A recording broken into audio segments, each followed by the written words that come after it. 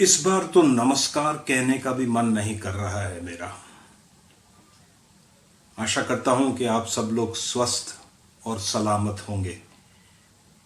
मेरे जहन में जो दर्द और घुटन है उसको मैं शायद पूरी तरह दर्शा भी न पाऊं, और मुझे बेहद अफसोस है कि इस प्रकार की यादें भी मुझे अपने पुलिंदे में रखनी पड़ेंगी। The results of the recent state legislative assembly elections left me numb and sick to the stomach. I couldn't understand as to why the same hardliners, the same hate mongers were re-elected. Have we as a nation collectively become brain dead, or we just don't have a voice left? Bertolt Brecht has said that the worst illiterate is the political illiterate. He doesn't hear, doesn't speak, nor participates in the political events.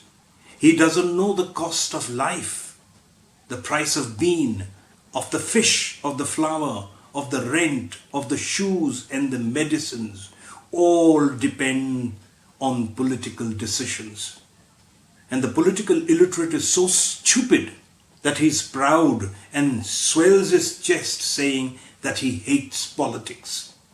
The imbecile doesn't know that from his political ignorance is born the prostitute, the abandoned child, and the worst thieves of all, the bad politician, corrupted and flunky of the national and multinational companies.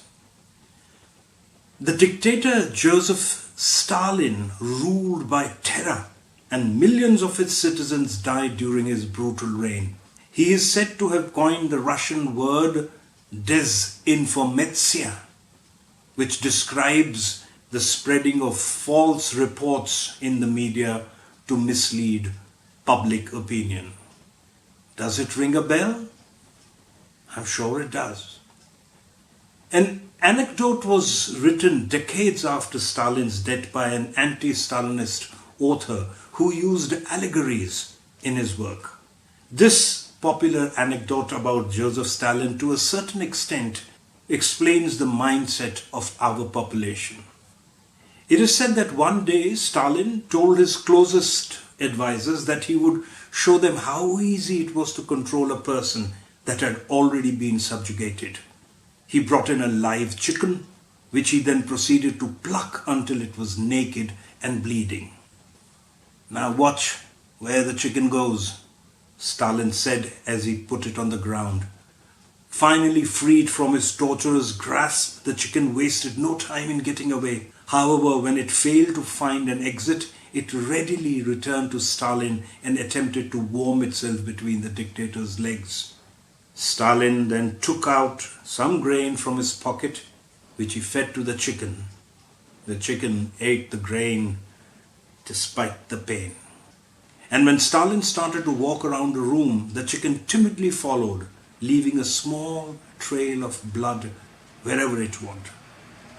"So you see," Stalin said to his advisors, smiling, "that is how to govern people. People are like chickens. You pluck them and then let them go and then feed them. Give them free rations. Then you can control them because you are then their savior." And so it does not matter if the cost of living goes up, the price of fuel, cooking gas, medicines and education. Everything is expensive except the cost of a life. Nothing is more important for this government than fanning the flame of communalism. Hindi के महान लेखक मुंशी प्रेमचंद्र अपनी कहानियों और उपन्यासों के लिए मशहूर है, लेकिन उनके राजनीतिक सामाजिक विषयों पर लिखे लेखों के बारे में ज्यादा लोगों को मालूम नहीं है। ये लेख आज भी प्रासंगिक कहे जा सकते हैं।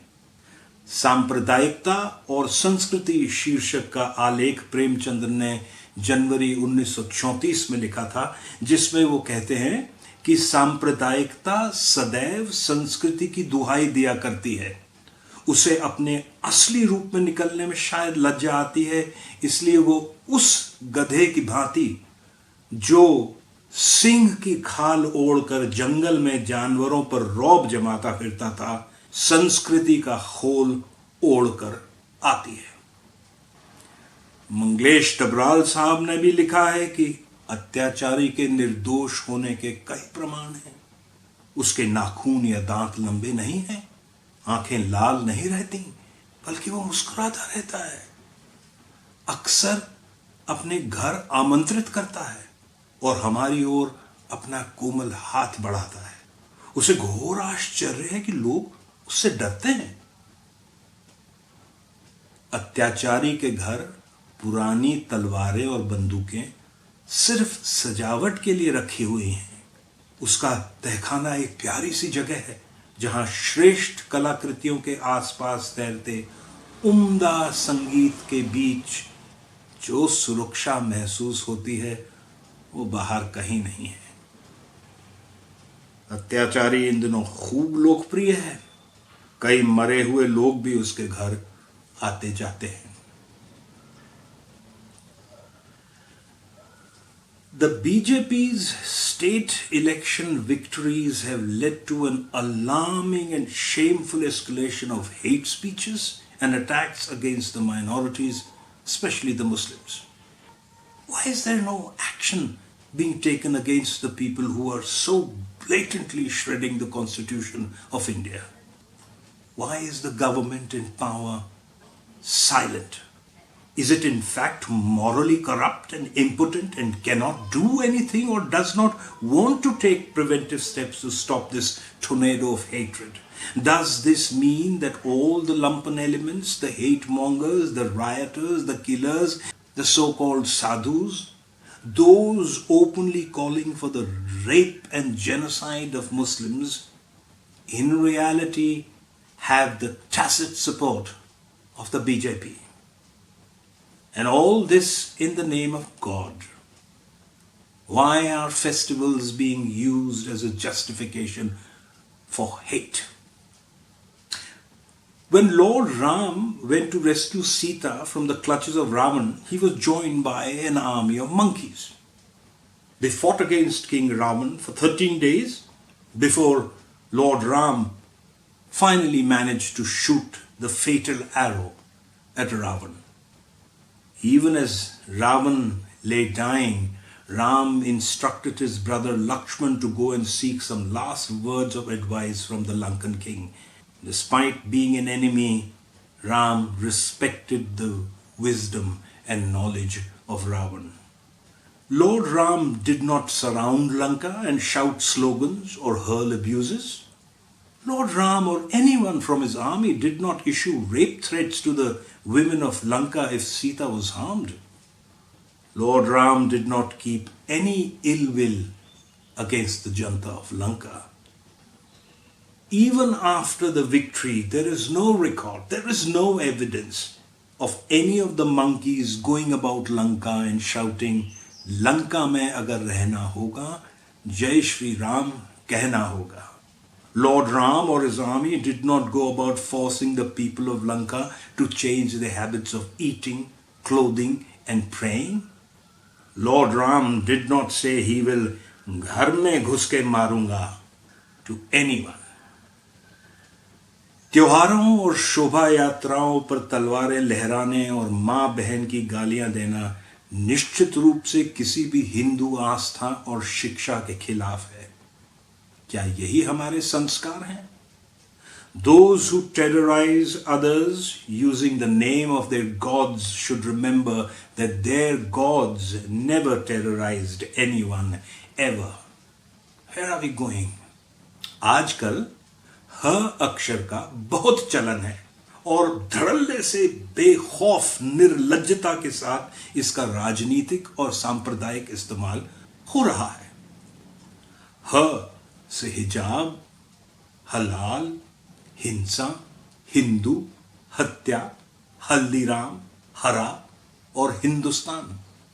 पर भाई साहब, हरा रंग तो कमल के फूल में भी है, हरा रंग तिरंगे झंडे में भी है, हरा रंग पेड़ों में है, खेतों में दिखता है, पौधों में है, हरा रंग तो प्रकृति में है, तो इन सबको भी जला देंगे क्या? इन सबको भी खत्म कर देंगे क्या? कभी सोचा है कि हरियाली में हरी भी है और अली भी है?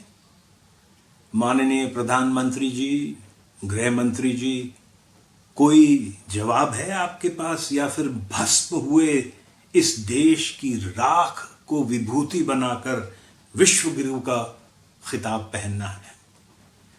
परंपरागत रूप से सौहार्दपूर्ण संबंध क्यों तोड़े जा रहे हैं? क्या आपका विश्वास इतना कम और इतना कमजोर है कि उसे अल्पसंख्यक समुदायों, विशेषकर मुसलमानों से खतरा महसूस होता है? आपको ऐसा क्यों और क्या बनाता है? मेरे कुछ सबसे करीबी दोस्त मुसलमान हैं, ईसाई भी हैं, मुझे तो कोई खतरा नहीं। मेरे जीवन में एक भी ऐसा वाकया नहीं हुआ है जब मुझे किसी मुसलमान से खतरा महसूस हुआ हो। और मैं अपने बड़ों और शिक्षकों को धन्यवाद देता हूं जिन्होंने मुझे जेनोफीलिया का अर्थ समझाया है, मतलब अन्य लोगों के साथ शिष्टाचार और उनके रीति रिवाजों या संस्कृतियों के लिए प्यार या प्रशंसा। अब हो सकता है कि मैं ऐसे शब्दों का इस्तेमाल कर रहा हूं जो शायद आपकी शब्दावली से बाहर हों। चलिए यह समझ लीजिए कि आप राम, हनुमान और महादेव के नाम पर पाप कर रहे हैं, क्योंकि जब तक आपकी श्रद्धा में हरि और अली का समावेश नहीं होता तब तक विनाश सुनिश्चित है। ये समावेश, ये गंगा जमुनी तहजीब ही इस देश की शान, मर्यादा और आत्मा है। आपके मन और मस्तिष्क में पल रहे जहर को खत्म करिए और शांति एवं सद्भावना से जिए और दूसरों को भी जीने दें।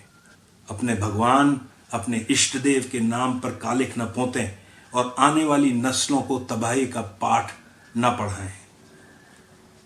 गुरु तेग बहादुर की 400वीं जयंती पर भी आप सिर्फ औरंगजेब औरंगजेब ही कर रहे थे। आप शायद भूल गए कि जिस किले पर खड़े होकर आप ये जाप कर रहे थे, उस किले का निर्माण औरंगजेब के पिता मिर्जा आला आजाद अबुल मुजफ्फर शहाबुद्दीन बेग मोहम्मद खान खुर्रम शहनशाह ने करवाया था। इस ऐतिहासिक तथाकथित मुगलिया मुसलमानी इमारत पर भी बुलडोजर चलवा दीजिए ना। कुछ और नहीं है आपके पास कहने और करने को? क्या आपको दिखता नहीं कि देश कितनी मुसीबतों से गुजर रहा है, लोग कितने दहशत और परेशानियों में जी रहे हैं? क्या आपको यह शोभा देता है कि आप इस प्रकार की बातें करें? ऐसे जहरीले और विभत्स माहौल को बढ़ावा न दें। श्रीमान, आप सिर्फ हिंदुओं के ही प्रधानमंत्री नहीं हैं, आप प्रधानमंत्री हैं इस देश के सभी लोगों के, चाहे वो हिंदू हो, मुसलमान हो, ईसाई हो, पारसी हो या किसी भी कोई भी धार्मिक श्रद्धा का हो। आप उन सब के प्रधानमंत्री हैं। केसरिया रंग के अलावा भी इस देश में कई रंग थे, हैं और रहेंगे। एक ही रंग का देश तो हमें नहीं चाहिए साहब। And for those who commented that I must use English too, why are traditionally harmonious relationships being shattered? Is your faith so reduced and so fragile that it feels threatened by minority communities, especially Muslims? Why and what makes you like this? Some of my closest friends are Muslims. There are Christians too. I'm in no danger. There has never been a single incident in my life when I have felt threatened by a Muslim, and I thank my elders and teachers who have taught me the meaning of xenophilia, the love or appreciation for other people, manners, customs or cultures. I may be using words that could be out of your vocabulary, but just recognize that you are committing a sin in the name of Ram. Because if your worship does not include Hari and Ali, the Haryali, eventual destruction is assured. This idea of inclusiveness, the Ganga Jamni culture, is the pride, dignity and soul of this country. Eliminate this poison from your heart and mind and live in peace and harmony and let others live too. Do not blacken the name of your God, your presiding deity, and do not teach the lesson of destruction to the generations to come. Even on the 400th anniversary of Guru Tegh Bahadur, you were only chanting Aurangzeb, Aurangzeb. You probably forgot that the fort on which you were standing was built by Aurangzeb's father, Mirza Ala Azad Abul Muzaffar Shahabuddin Beg Muhammad Khan Khurram Shah Jahan. Why don't you get bulldozers to raise this historic so-called Islamic building too? Do you have nothing else to say or do? Do you not see how much trouble the country is going through? People are suffering and living in fear. It does not give any dignity to your office and position when you talk like this. Do not, please, promote such a toxic and vile environment. You are not the Prime Ministers of Hindus only. You are the Prime Minister of all the people of this country, be it Hindus, Muslims, Christians, Parsis. Apart from saffron, many colors were, are and will remain in this country.